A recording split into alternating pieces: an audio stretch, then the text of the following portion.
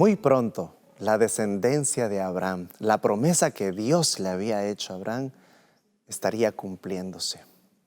Dios le había prometido a Abraham que tendría una descendencia. Encontramos en Génesis capítulo 15, versículo 13, cuando le dice: entonces Jehová dijo a Abraham: ten por cierto que tu descendencia morará en tierra ajena y será esclava allí y será oprimida por 400 años. Oh, las promesas a Abraham era que tendría una descendencia como las estrellas del cielo. Pero antes que llegue esa promesa, también le advierte que esa descendencia será esclava por 400 años. Pero también llegan buenas noticias que le dice que saldrán libres. Hoy estudiaremos el pacto en el Sinaí. Y para ello vamos a empezar con una oración. Nuestro Padre, nuestro Dios, te damos la gloria y la honra, Señor, e imploramos tu presencia, tu dirección, tus enseñanzas al abrir tu palabra. En el nombre de Jesús. Amén. Como vemos en Génesis capítulo 15, Dios le dice a Abraham que su descendencia llegaría a ser esclava. Cuando el libro de Génesis termina en una paz para el pueblo de Israel. Abraham tendría su hijo tendría otro hijo, esa es la descendencia de Abraham, Isaac, Jacob.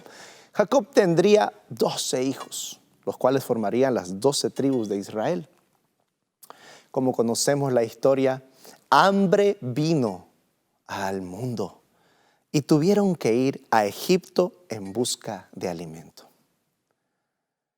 Como nos cuenta la palabra de Dios, en Egipto José, que había sido vendido como un esclavo, ya era un gran príncipe en Egipto. Él recibe a sus hermanos y una invitación maravillosa de Faraón: trae a tu familia, le daré una tierra preciosa, abundante para tu familia. Y es así como Israel entra a Egipto. Respetados, honrados. Es más, uno de ellos, José, tenía un cargo segundo después del faraón. Y así termina el libro de Génesis.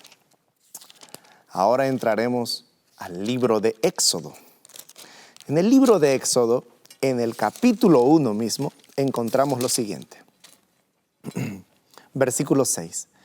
Y murió José y todos sus hermanos y toda aquella generación.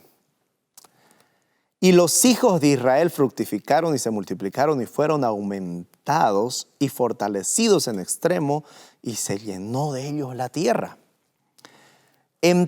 Entre tanto se levantó sobre Egipto un nuevo rey que no conocía a José, y dijo a su pueblo: he aquí, el pueblo de los hijos de Israel es mayor y más fuerte que nosotros. Ahora pues seamos sabios para con él, para que no se multiplique y acontezca que viniendo guerra, él también se una a nuestros enemigos y pelee contra nosotros y se vaya de la tierra. Los tiempos cambian y ya la generación de José, aquellos israelitas que fueron bienvenidos, que fueron considerados en alta estima en Egipto, ahora había cambiado de faraón y toda esa generación ya descansaba en el Señor. Este nuevo faraón, que no conocía lo que José había hecho, ve con mal ojo ya a los israelitas. Les empieza a estorbar y es más, dice: no, ¿sabes qué? Son tantos que cualquier rato se van a aliar a mis enemigos y van a combatir contra nosotros. Se irán con muchas riquezas. Empieza ya a tener temor de ese pueblo y empieza a oprimirlos. Empieza a tener una y otra medida de opresión hacia el pueblo. Uno de los primeros genocidios encontrados en la historia lo realiza este faraón. Y dice, cualquier niño varón que nazca de los hebreos, tiradlo al río. Y de esa manera nacían los niños y los lanzaban al río. Empezaron a exterminar a los hebreos. Conocemos la historia de Moisés. Tan impresionante esa historia que aún le dieron cabida en el séptimo arte con una película maravillosa. Pero la palabra de Dios nos cuenta que ese Moisés, un hebreo, que no fue muerto, no fue lanzado al río, sino colocado en una canasta. Y ni más ni menos lo encuentra la hija del faraón. Y lo cuida como a un príncipe del palacio real. Muy pronto Moisés crecería y vería cómo su pueblo era oprimido. Y él tuvo deseos de liberar a su pueblo. Pero Moisés tuvo que escapar al desierto, pues había asesinado a un egipcio. Y ahora él escapa de Egipto al desierto.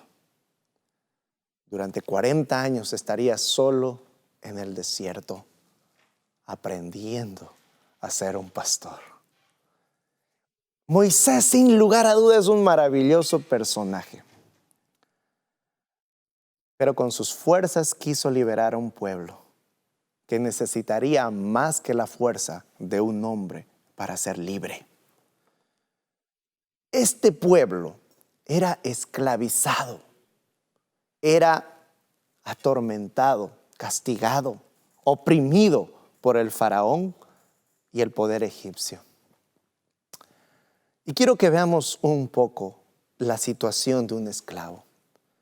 El esclavo no tiene ningún derecho.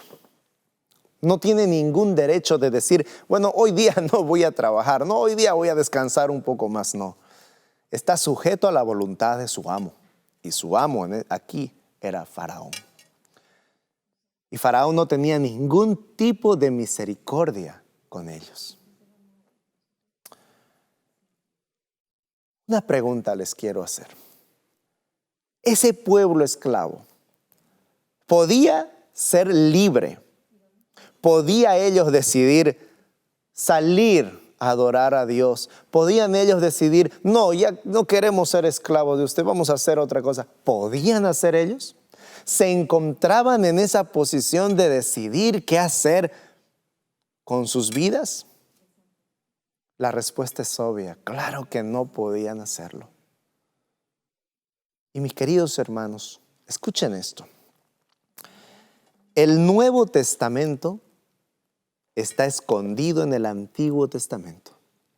Y el Antiguo Testamento es revelado por el Nuevo Testamento. La condición de este pueblo de Israel esclavo es la misma condición de una persona que está en un sepulcro muerto. No puede hacer nada. Así como el pueblo estaba esclavizado por Faraón, una persona muerta está esclavizada por su condición de muerte. O coloquemos, un impío está esclavizado por Satanás. Tiene un paralelo. En cualquiera de los casos, ninguno de ellos puede decir, el esclavo no puede decir a su amo, hoy no te quiero servir. El muerto no puede decir, ay no, hoy voy a revivir. Y el impío tampoco puede decir a Satanás, hoy no quiero ser tuyo, no quiero servirte. Las situaciones se parecen. Hay una historia interesante en Juan 11. Lázaro se encontraba muerto. A pesar que habían venido músicos y plañideras que lloraban su muerte, Lázaro no oía ni la música, por más hermosa que sea, ni el llanto. Pero sí oyó algo. Oyó la voz de Jesucristo cuando le dice, Lázaro, ven fuera. Inmediatamente cuando la palabra de Dios entra a un cuerpo muerto, el cuerpo vive y va hacia su Señor. Lo mismo sucedió con Israel en la esclavitud. Esto es lo maravilloso. Ahora, quiero que veamos lo siguiente. Vamos a ver Éxodo 19:4. Cuando ese pueblo está incapacitado de dejar la esclavitud, de dejar esa situación desesperante a manos de su amo opresor, Dios interviene. Y dice Éxodo 19:4, vosotros visteis lo que hice a los egipcios y cómo os tomé sobre alas de águila y los he traído a mí. Quiero que noten cómo Dios reconoce que Él es el que libera a su pueblo. Ahora, vamos a ver Deuteronomio 32. Libro de Deuteronomio capítulo 32, versículo 10. Dice así. Deuteronomio 32, 10 y 12. Le halló en tierra de desierto y en yermo de horrible soledad. Lo trajo alrededor, lo instruyó, lo guardó como a la niña de su ojo, como el águila que excita su nidada, revolotea sobre sus pollos, extiende sus alas, los toma, los lleva sobre sus plumas. Jehová solo le guió y con él no hubo Dios extraño. Oh, ¡qué maravilloso! Todo es atribuido a Jehová. Él fue el que mira a ese pueblo y tiene misericordia de su esclavitud. De la misma manera, Jesús, Dios, mira al hombre en la esclavitud del pecado y es llevado a misericordia. Nosotros conocemos cómo con hechos poderosos Dios libera a ese pueblo, le da la libertad. En la Reforma se comprendió muy claro este punto y se le dio un nombre, que fue la total incapacidad del hombre o la completa depravación del hombre. No es que llegó al punto máximo de su depravidad en cuanto a su moral, sino que el hombre es incapaz de dejar el pecado y a Satanás sin la intervención divina. Por eso aquí hay una parte importante, dice versículo 12 de Deuteronomio 32, Jehová solo lo guió. Salmos 3:8 dice que la salvación es de Jehová. Él es el Salvador, Él es el inicio, el autor y el consumador de la fe, de la liberación del hombre. Fue de esa manera que Dios da libertad al pueblo de Israel. Y aquí decimos, ¿y Moisés? Moisés no podía ni hablar. Esa fue su palabra de él mismo cuando le dice a Dios, Señor, pero yo no sé ni hablar. Dice. En lo que él no entendía hasta ese momento es que no iba a ser con su fuerza, no es con espada, no es con tu fuerza, no es con tu elocuencia, no es con tu conocimiento, es con el Espíritu de Dios que Él hace las cosas. Entonces, un punto importante hasta aquí. Al igual que Israel, el hombre se encuentra en esa condición. Sí, mi amigo, tú te encuentras en esa condición, esclavo de tus pecados. ¿No te has dado cuenta que cuando quieres dejar un pecado no puedes? Es como que tuvieras una cadena, Satanás te tuviera en una cadena y tiene un largo esa cadena que crees que tienes la libertad. Claro, Satanás te da una libertad, pero de pecar. No te da una libertad para que vayas a Dios. ¿Tú crees que ese amo, Faraón, Satanás, te va a dejar tan fácilmente? Se necesita una intervención divina. Así como Moisés levanta las manos y el mar se abre por obra de Dios, este Moisés estaría representando al segundo Moisés que vendría a liberar del pecado al hombre, a Jesucristo el justo, que de la misma manera abriría los brazos no para abrir un mar, sino para abrir la puerta de los cielos a todo aquel que en Él cree. Ese es el primer punto que vamos a tocar esta mañana. La incapacidad total del hombre y la misericordiosa obra de Dios en rescatarlo de la esclavitud, rescatarlo de la muerte, resucitarlo de la muerte. Y eso lo plasma tan claro Pablo. Vamos a leer solo un versículo, hay muchos de ellos, pero vamos a leer Efesios. Vamos a ver en Efesios capítulo 2 cómo se plasma esa idea de estar muerto en nuestros pecados y que Dios interviene para darnos vida. Efesios capítulo 2 dice: y Él os dio vida a vosotros cuando estabais muertos en vuestros delitos y en pecados. Esa es la condición del hombre. Esa es la condición del hombre. Es por eso que algunas veces me causa un poco de gracia cuando dicen: oh, Dios es todopoderoso. Es el creador del cielo y del mar y todo lo que en ellos hay. Pero solo hay una cosa que no puede hacer, dicen. ¿Qué? Uno no se pregunta, ¿y qué no puede hacer? No puede decidir por ti. No puede abrir tu corazón. Algunas veces escuchamos, ¿no? Pero la Biblia no enseña eso. La Biblia enseña que el hombre no puede ni darle su corazón a Dios, porque se encuentra en un estado de esclavitud. Se encuentra en el estado de Lázaro, y que solo la palabra de Dios lo va a revivir. De ahí la importancia de la predicación de este libro. ¿Ahora se entiende? Es Dios y Él solo obrando en la salvación del hombre. Ese es el primer punto que queremos tocar, y es lo que encontramos antes de que se dé la ley en el Sinaí, que ahora vamos a verlo. Nuevamente recalcamos, porque vamos a empezar a ver similitudes, el Antiguo Testamento.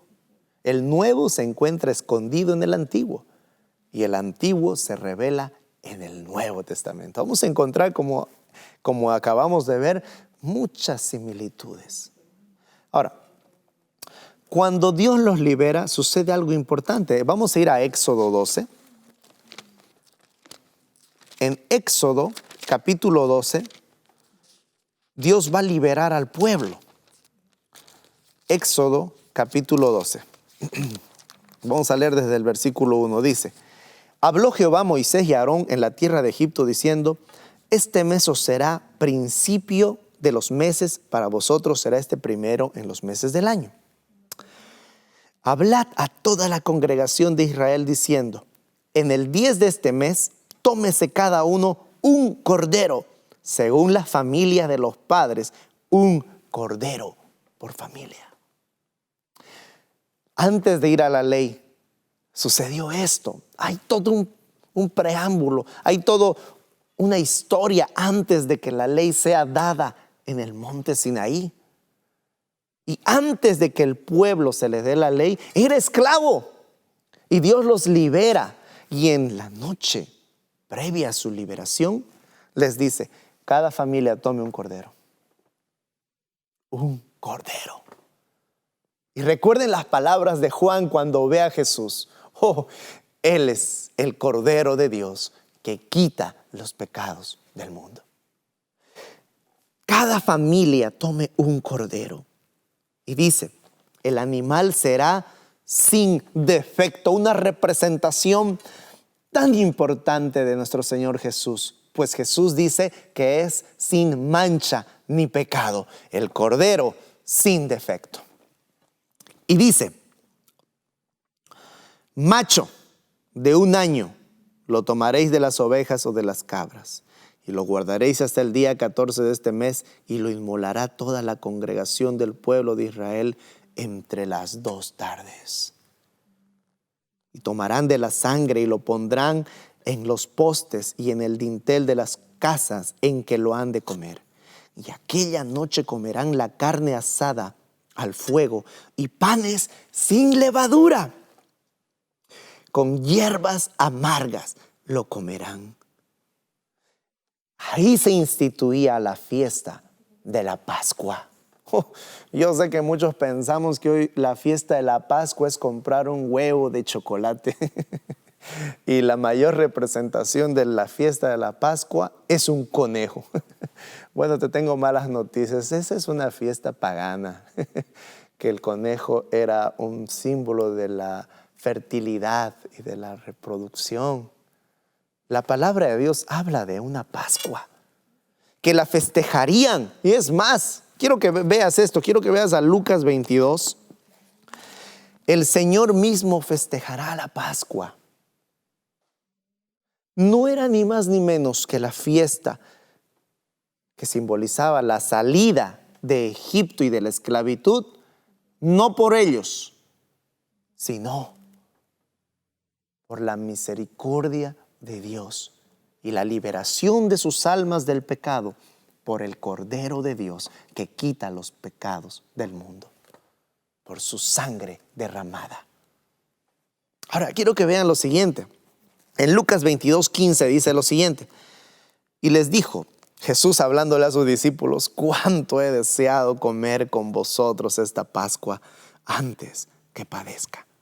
Porque os digo que no la comeré más hasta que se cumpla en el reino de Dios. Y habiendo tomado la copa, dio gracias y dijo, tomad esto y repartirlo entre vosotros, porque os digo que no beberé más del fruto de la vid hasta que el reino de Dios venga.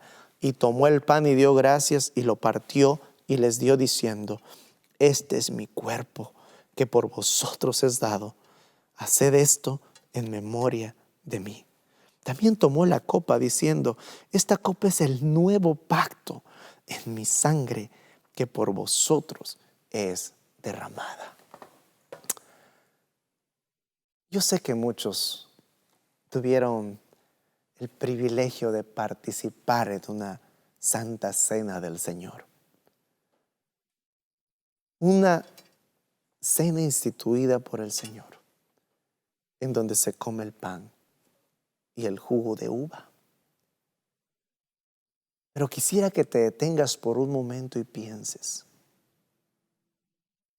Que pienses en Israel cuando sale de la esclavitud y experimenta esta misma fiesta, este acto, esta cena que tienen. Y ahora Jesús festeja esa misma fiesta con sus discípulos, el pan y el vino. Este es mi cuerpo, esta es mi sangre. Así como los israelitas saldrían libres del poder de Faraón, dejando atrás su esclavitud. De la misma manera, la cena del Señor nos recuerda que entramos en el pacto, aquel pacto eterno de salvación, donde Cristo sería muerto y sería su sangre derramada por nosotros. Para terminar, ahora sí llegamos al Sinaí. Una vez el pueblo sale de Egipto, esa noche cuando los israelitas festejan la Pascua y la sangre del cordero la pintan en un dintel en su puerta arriba, el ángel destructor entra a Egipto y toda casa que no estaba la sangre de Cristo, el primogénito moría. Una noche de dolor. Luego de eso, Faraón dice, salgan libres, vayan a adorar a Dios. Y el pueblo de Israel sale de Egipto. Luego de 3 días, vamos a ver esto, vamos a terminar con esto. Génesis 19, pasará 3 días. No es que, por eso es importante ver qué sucede antes de la entrega de la ley. Ahora, Génesis 19, 4 y 5 dice entonces, Éxodo 19, 4 y 5, dice así. Vosotros viste lo que hice a los egipcios y cómo os tomé sobre alas de águila y os he traído a mí. Ahora pues, si diereis oído a mi voz y guardareis mi pacto, vosotros seréis mi especial tesoro sobre todos los pueblos, porque mía es toda la tierra. Ahora escuchen, versículo 19. Entonces Jehová dijo a Moisés, he aquí yo vengo a ti en una nube espesa para que el pueblo oiga mientras yo hablo contigo, y también para que te crean para siempre. Y Moisés refirió las palabras del pueblo a Jehová. Y Jehová dijo a Moisés: ve al pueblo y santifícalos hoy y mañana, y laven sus vestidos, y estén preparados para el día tercero, porque el tercer día Jehová descenderá a los ojos de todo el pueblo sobre el monte Sinaí. Tuvieron 3 días de preparación, 3 días de santificación, de considerar lo que Dios les había dicho. Yo fui el que los saqué, yo fui el que los rescaté. No hay más dioses, solo yo lo hice. Ahora el pueblo iba a recibir la ley. Pero quiero que noten lo siguiente. Aconteció que el tercer día, cuando vino la mañana, vinieron truenos y relámpagos y espesa nube sobre el monte y sonido de bocina muy fuerte, y estremeció todo el pueblo que estaba en el campamento. Todo el pueblo se estremeció ante la presencia del Señor. Oh, este cristianismo moderno que ha cambiado la santidad y la reverencia ante un Dios todopoderoso, y le hemos dado una imagen de un Papá Noel, de un abuelito que siempre nos perdonará cualquier cosa que hagamos, de un abuelito que nos será como que un cómplice de nuestros pecados y picardías. ¿Cuán bajo ha caído el cristianismo moderno? Cuando el Señor se acerca a las personas, o un emisario del cielo se acerca, la primera palabra que sale de la boca es: no temas. Presencia divina, celestial, hace que el hombre tiemble ante esa presencia. Vea su indignidad, vea su estatura, la diferencia entre el creador y criatura. Este pueblo temblaba, y había una advertencia que si cualquier persona se acercaba aún a las faldas del monte Sinaí, moriría de inmediato, aún los animales. Cuánta reverencia, cuánto respeto, cuánto honor merece el Rey de Reyes y Señor de Señores. Oh, acércate al Señor a adorar en el día del Señor. Pero piensa, si eres un hijo del Señor, ¿cuál es tu actitud cuando lo adoras? ¿Cuál es tu actitud cuando adoras al Señor, cuando estás ante su presencia? Oh, mis queridos hermanos, la palabra de Dios es una demostración de su justicia y de su misericordia.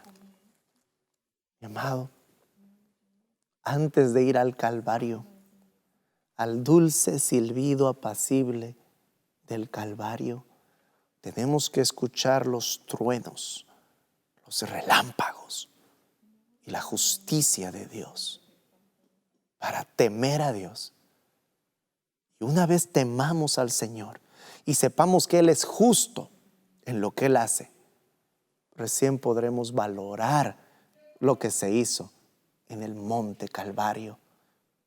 Valoraremos su gracia y su misericordia. Que Dios te bendiga.